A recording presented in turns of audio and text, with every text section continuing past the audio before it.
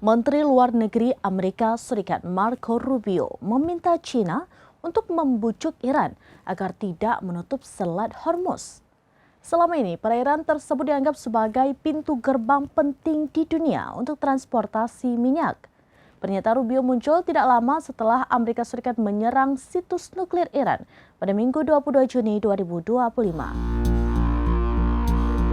Menteri Luar Negeri Amerika Serikat Marco Rubio meminta China untuk membujuk Iran agar tidak menutup Selat Hormuz. Selama ini perairan tersebut dianggap sebagai pintu gerbang penting di dunia untuk transportasi minyak.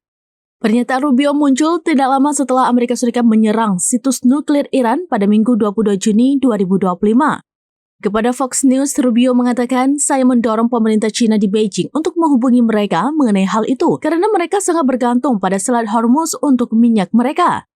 Ia mengatakan bahwa Iran sangat bergantung pada Selat Hormuz untuk mengekspor minyaknya. Jika perairan tersebut ditutup, Rubio menilai Iran sama saja membunuh ekonominya sendiri. Selain itu, banyak juga negara lain yang merugi akibat penutupan Selat Hormuz.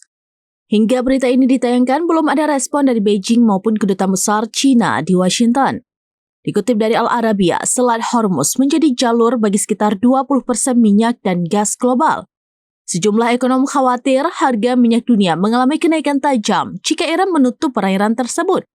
Namun parlemen Iran telah sepakat dan setuju bahwa Selat Hormuz harus ditutup. Informasi tersebut disampaikan anggota Komisi Keamanan Nasional Parlemen, Mayor Jenderal Ismail Kausari pada Minggu 22 Juni 2025. Demikian informasi terkini Syedara Lun, saksikan terus beragam informasi lainnya. Jangan lupa like dan share seluruh akun serambinews.com.